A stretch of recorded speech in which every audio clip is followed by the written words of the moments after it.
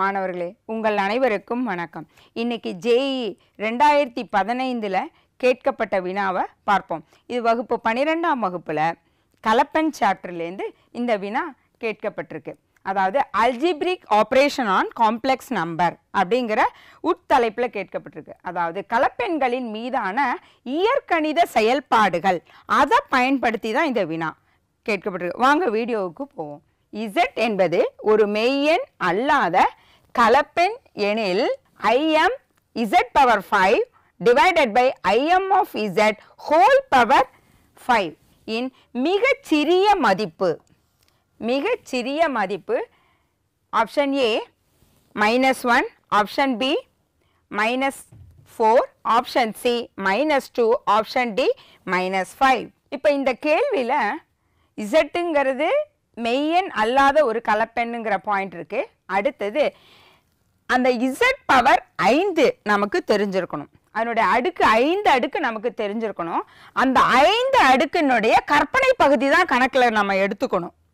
அடுத்ததா இசட்டினுடைய கற்பனை பகுதியை அடுக்கு 5 கண்டுபிடிச்சி 2ஐயும் வகுக்கணும் அப்படிங்கிறது தெரிஞ்சிருக்கணும்.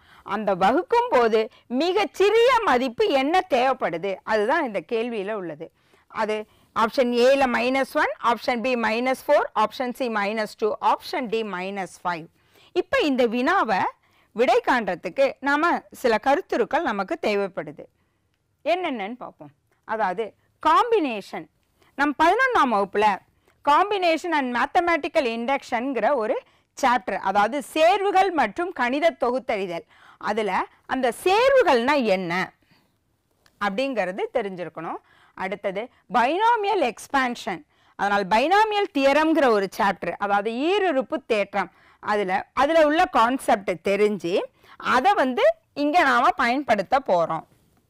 அடுத்ததா இந்த ஈருறுப்பு தேற்றத்தினுடைய கெழுக்களை எளிமையாக எதுலேருந்து கண்டுபிடிக்கலாம்னா இந்த பாஸ்கல் முக்கோணத்திலேருந்து நம்ம எடுத்துக்கலாம்.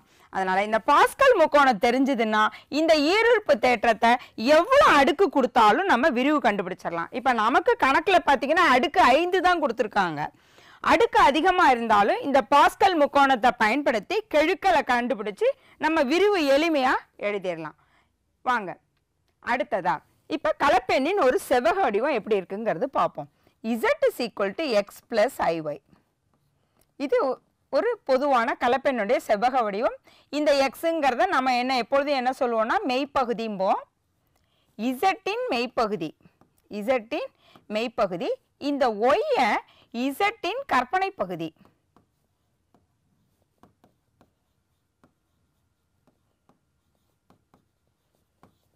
இதுதான் நம்ம செவ்வக வடிவங்கிறோம். அதாவது rectangular form of complex number. அடுத்ததான் இந்த சேர்வுகள் காம்பினேஷன்.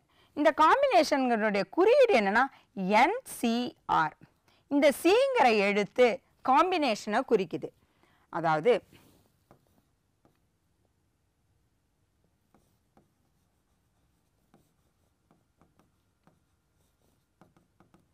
சேர்வுகள்,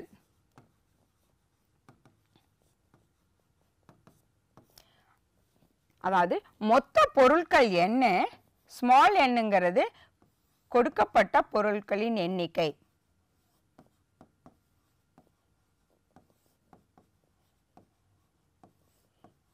கொடுக்கப்பட்ட பொருட்களின் எண்ணிக்கையிலிருந்து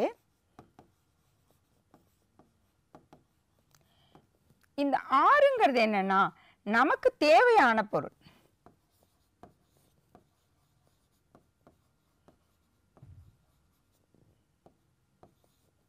தேவையான பொருட்களின் எண்ணிக்கை.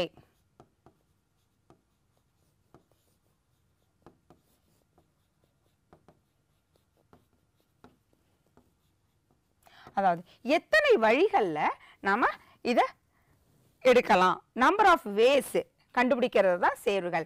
இதுக்கு ஒரு சின்ன எடுத்துக்காட்டு என்னன்னா, இப்போ 10 குழந்தைங்க விளையாடுறாங்க, 3 பேராக சேருங்க அப்படிங்கும்போது இந்த 10 குழந்தைங்கள்ல காம்பினேஷன் நம்ம என்ன சொல்லியிருக்கோம் 3. அப்போ இந்த மீதி இருக்கிற ஒரு குழந்தை என்ன ஆயிரும், அவுட் ஆயிரும். இதுதான் காம்பினேஷன். இது ஒரு பிளேவே மெத்தடில் நம்ம விளையாடுறது. இதுவே இந்த 10 குழந்தைங்கள்ல காம்பினேஷன் நம்ம 2ன்னு சொல்றோம். அதாவது இந்த இடத்துல r வந்து 2 2. அப்ப நம்பர் ஆஃப் வேஸ் பாத்தீங்கன்னா 2 2 2 2. இப்ப இந்த இடத்துல மீதி இருக்காது. இதை வந்து பிளேவேல நம்ம பயன்படுத்துவோம். NCR தேவையான பொருட்கள் வந்து நம்ம எப்படி குரூப் பண்றோங்கிறது இதுல தெரிஞ்சிருக்கணும். அடுத்ததா ஈருறுப்பு தேற்றம், அதாவது பைனாமல் எக்ஸ்பான்ஷன் எப்படி விரிவாக்குறது. இதுக்கு தான் நான் சொன்னேன் இந்த இந்த அடுக்கு வந்து 5 இருக்கிறதுனால இது பாஸ்கல் முக்கோணத்தின் வழியா இதுல போனோம்னா இந்த கெழுக்களை ஈஸியா பயன்படுத்தலாம். இப்போ ஸ்டெப் பை ஸ்டெப்பா போறேன், கவனிங்க. n = இதை n ன்னு வச்சுக்கிறேன் நான்.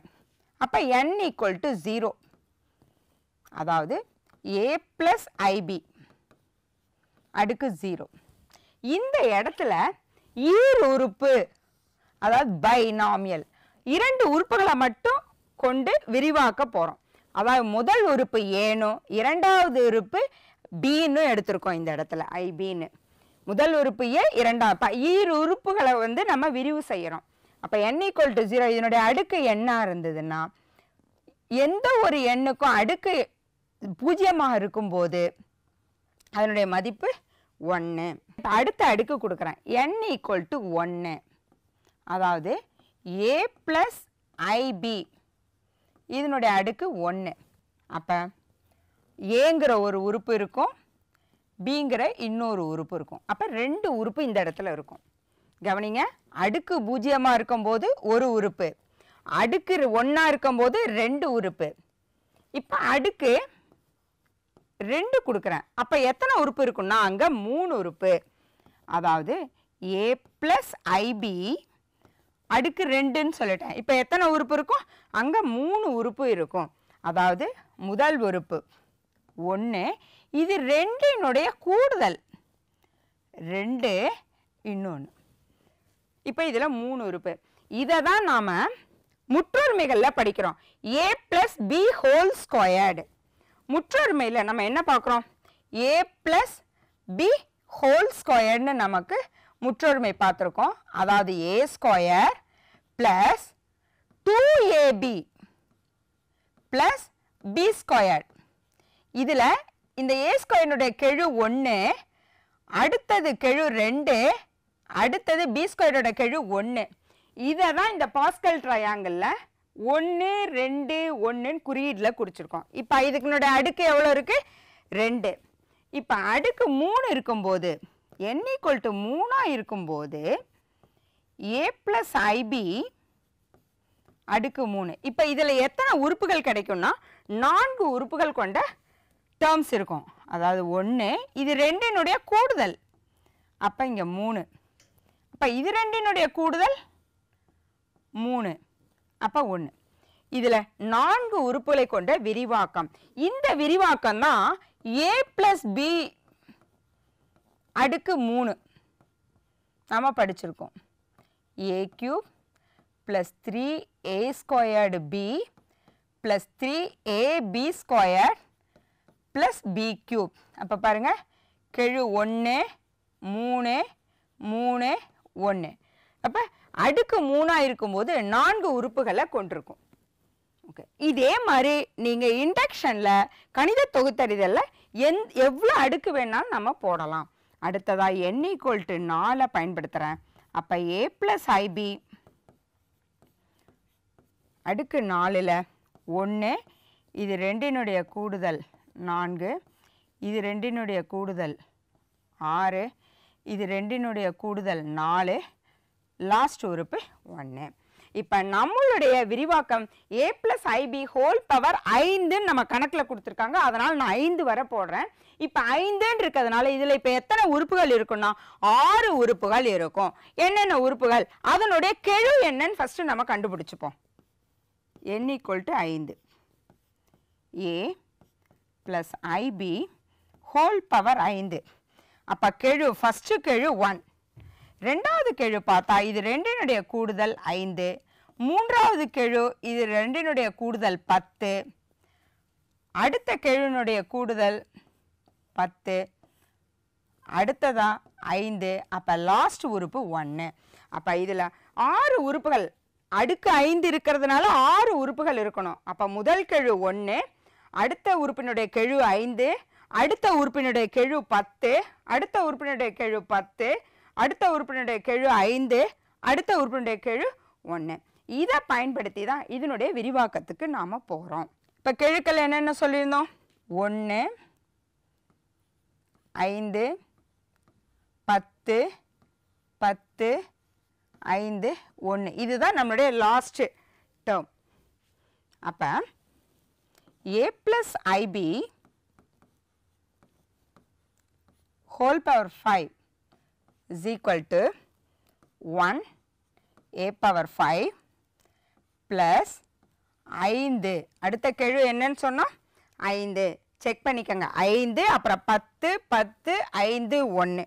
5 ஏனுடைய அடுக்கு 5 இருக்கிறதுனால இங்கே குறையும். 4 அடுத்த உறுப்பு IB. கவனமாக அந்த ஐயை நம்ம கலப்பெண் சாப்டர் பார்த்துட்ருக்கோம். அதனால் IB பவர் 1 ப்ளஸ் அடுத்தது 5 முடிச்சாச்சா, அடுத்தது கெழு 10. ஏனுடைய அடுக்கு 3 குறையும். ஐபியினுடைய அடுக்கு அடுத்த உறுப்பினுடைய அடுக்கு என்னாகும்? கூடுதல். அப்பப்போ நீங்கள் செக் பண்ணுங்கள். இதனுடைய அடுக்குகள் 5 வந்து குறிப்பிடும். இங்கே 4 கூட்டல் 1 5 கரெக்டு. இங்கே 3 கூட்டல் 2 5. இது சைட் பை சைட் நீங்கள் செக் பண்ணிக்கணும். ப்ளஸ் அடுத்தது இது, இந்த உறுப்பு எழுதியாச்சு, இது எழுதியாச்சு, இது எழுதியாச்சு. இப்போ இதை எழுத போகிறோம். 10 ஏயினுடைய அடுக்கு 2 குறையுதான். அடுத்து ஐபியினுடைய அடுக்கு கூடணும் 3. கூட்டி பாருங்கள், 5 வந்துருச்சா? ஓகே. அடுத்தது இந்த உறுப்பை எழுத போகிறோம். 5 ஏயினுடைய அடுக்கு 1, ஐபியினுடைய அடுக்கு 4. முடிச்சாச்சா? இப்போ லாஸ்ட் உறுப்பு என்னன்னா 1 ஏயின் அடுக்கு 0, அடுத்தது ஐபியின் அடுக்கு 5. இதுதான் இதனுடைய விரிவாக்கம். இந்த விரிவாக்கத்தில் இது கலப்பெண்ணில், அதனால் நம்ம மெய்ப்பகுதி தனியாகவும் கற்பனை பகுதி தனியாகவும் எழுதி வச்சுக்கலாம். அப்போ இதில் ஐ இல்லை, அப்போ இது மெய்ப்பகுதி. இதில் ஐ வருது. ப்ளஸ் 5 a பவர் 4, இந்த இடத்துல ஐ எழுதியிருக்கேன், பி ப்ளஸ் இந்த இடத்துல ஐ ஸ்கொயர். ஐ ஸ்கொயரோட வேல்யூ என்ன? ஐ ஸ்கொயரோட வேல்யூ வந்து -1. இது நமக்கு ஞாபகம் இருக்கணும். அப்போ இதை ஃபஸ்ட்டு இந்த இடத்துல குறிய மாத்திரம். இந்த இடத்துல அப்போ -10 ஏயின் அடுக்கு 3 பி ஸ்கொயர். அடுத்ததான் ஐயின் அடுக்கு இங்கே 3. ஐயின் அடுக்கு 3ங்கும் போது என்ன குறி என்னவாக மாறும்? -i. -i 10 ஏயின் அடுக்கு 2 பியின் அடுக்கு 3. ஐயின் அடுக்கு 4. ஐயின் அடுக்கு 4உடைய மதிப்பு 1. ஐ ஸ்கொயர்டு -1ங்கும் போது ஐயினுடைய 4 -1 இன்ட்டு -1. அப்போ அங்கே இந்த இடத்துல ப்ளஸ்ஸு. ஸோ ப்ளஸ் 5 ஏ பியின் அடுக்கு 4 ப்ளஸ் ஐயின் அடுக்கு 5 ஐ இன்ட்டு பி பவர் 5. இதில் இப்போ மெய்ப்பகுதி அப்படின்னு பார்த்தோம்னா இது மெய்ப்பகுதி. ஐ இல்லாத பகுதியை தான் மெய்ப்பகுதின்னு நம்ம சொல்லுவோம். இதில் ஐ இல்லை, இதில் ஐ இல்லை. அதை குரூப் பண்ணிக்கிறோம். ஏயின் அடுக்கு 5 மைனஸ் 10 ஏயின் அடுக்கு 3 பியின் அடுக்கு 2, அடுத்தது 5 ஏயின் அடுக்கு 1 பியின் அடுக்கு 4. இது மெய்ப்பகுதி. ப்ளஸ் ஐ இன்ட்டு கற்பனை பகுதியை இப்போ குரூப் பண்ண போகிறோம். ஐயை வெளியில் எடுத்திருக்கேன். அப்போ மீதி எவ்வளோ இருக்குன்னா 5 ஏயின் அடுக்கு 4 பி. அதுக்கு அடுத்து ஐ பார்த்து இங்கே தான் இருக்குது. அப்போ மைனஸ் குறிய கவனமாக ப்ளஸ்ஸை தான் வெளியில் எடுத்திருக்கோம். அப்போ உள்ள அந்த மைனஸை கொண்டு போகணும். 10 ஏயின் அடுக்கு 2 பியின் அடுக்கு 3.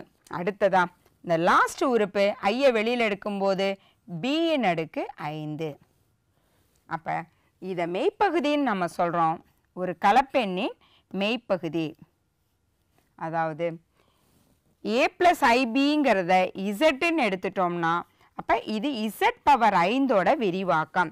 இதை real part of z power 5ன்னு சொல்லலாம். இது வந்து im ஆஃப், அதாவது கற்பனை பகுதி. எதனோட கற்பனை பகுதினா z பவர் 5னுடைய விரிவாக்கத்தினுடைய கற்பனை பகுதி. இது நமக்கு தெரிஞ்சிருக்கணும். இப்போ கணக்குக்கு வரும். இந்த கணக்கில் z ஒரு மெய்யெண்ணு கொடுத்துருக்காங்க, மெய்யெண் அல்லாத கலப்பெண்.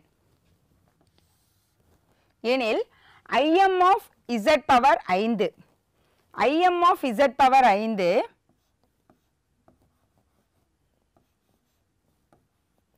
வகுத்தல் im of z whole power 5. இப்போ இது ரெண்டுக்கு வித்தியாசம் தெரியணும். இப்போ நாம் கண்டுபிடிச்சிருக்கிறது இந்த தொகுதியில் இருக்கிறது மட்டும்தான் நம்ம கண்டுபிடிச்சிருக்கோம், பகுதியில் இருக்கிறது தெரியல. இப்போ இசட்டுங்கிறத நம்ம என்ன எடுத்திருக்கோம்னா a + IBன்னு எடுத்திருக்கோம். அப்போ im ஆஃப் z என்ன? im ஆஃப் z அப்படின்னா என்ன? ஏங்கிறது இசட்டினுடைய RE ஆஃப் z, அதாவது மெய்ப்பகுதி. இந்த பியை தான் நம்ம என்ன சொல்கிறோம்னா கற்பனை பகுதின்னு நம்ம சொல்கிறோம்.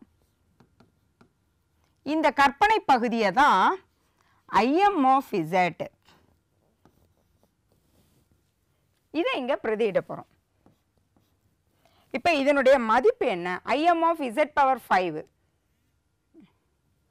im ஆஃப் z பவர் 5 என்னன்னா 5 a-ன் அடுக்கு 4 b-ன் அடுக்கு 1. 5 a-ன் அடுக்கு 4 b-ன் அடுக்கு 1 கழித்தல் அடுத்தது 10 a-ன் அடுக்கு 2 b-ன் அடுக்கு 3. 10 a-ன் அடுக்கு 2 b-ன் அடுக்கு 3 அடுத்தது b-ன் அடுக்கு 5.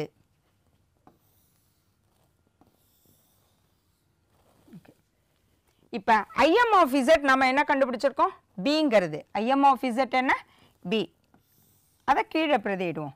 இப்போ b-ன் அடுக்கு 5. இந்த இடத்துல im ஆஃப் z வந்து b, which is equal to, இப்போ இதை செப்பரேட்டாக இந்த பின்னங்களை பிரிப்போம். 5 a-ன் அடுக்கு 4 b by b-ன் அடுக்கு 5 மைனஸ் 10 a-ன் அடுக்கு 2 b-ன் அடுக்கு 3 கீழ் b-ன் அடுக்கு 5 அடுத்ததா ப்ளஸ் b-ன் அடுக்கு 5 பை b-ன் அடுக்கு 5. இப்போ பொதுவாக இருக்கிறத இங்கே கேன்சல் பண்ணுவோம்.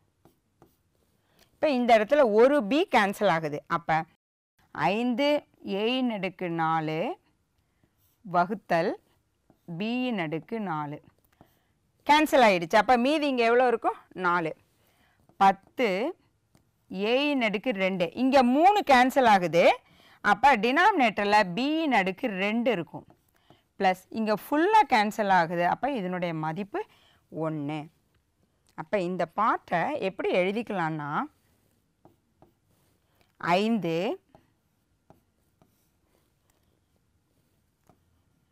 a squared by b squared whole ஸ்கொயர்னு எழுதிக்கலாம். அடுத்தது minus 10 a squared by b square அடுத்தது ப்ளஸ் 1. இப்போ இந்த இடத்துல இந்த a ஸ்கொயர்டு பை b ஸ்கொயர்டை ஒரு எழுத்தில் நாம் பிரதியிட போகிறோம். கேபிட்டல் எக்ஸுங்கிற எழுத்தை இங்கே நான் பயன்படுத்துகிறேன். அப்போ இந்த சமன்பாடு 5 எக்ஸ் ஸ்கொயர்னு மாறும் மைனஸ் 10x ப்ளஸ் 1. இதை ஒரு கம்ப்ளீட் ஸ்கொயராக மாற்றுறதுக்கு 5னுடைய மதிப்பு நமக்கு தேவைப்படுது. இங்கே 5 இருக்குது, இங்கே 10 இருக்குது. அப்போ இங்கே 5னுடைய மதிப்பு வரணும்னா, மடங்கு வரணும்னா அதில் மிகச்சிறிய மதிப்பாக தான் நம்ம சூஸ் பண்ணணும். இங்கே என்ன மிகச்சிறிய மதிப்பு தேவைப்படுதுன்னா அப்போ ப்ளஸ் 4 கொடுத்தா இந்த இடத்துல போதும். இப்போ இந்த 4 நாம் கணக்குக்கு தேவைங்கிறது கொடுக்கறதுனால ஒரு மைனஸ் 4 டெலீட் பண்ணுறோம். இந்த இடத்துல ப்ளஸ் ஆர் மைனஸ் இங்கே யூஸ் பண்ண போகிறோம். அப்போ இது வந்து ஒரு பர்ஃபெக்ட் ஸ்கொயராக மாறுது. அப்போ நமக்கு இங்கே தேவையான மிகச்சிறிய மதிப்பு என்னென்னா மைனஸ் 4. அப்போ இந்த மைனஸ் 4ங்கிறது ஆப்ஷனில் எங்கே இருக்குதுன்னு பார்த்தா பி, ஆப்ஷன் பி. அப்போ மிகச்சிறிய மதிப்பு மைனஸ் 4ங்கிறது நமக்கு தெரியணும். இதே மாதிரி அடுத்த வினாவில் உங்கள் அனைவரையும் சந்திக்கிறேன். நன்றி, வணக்கம்.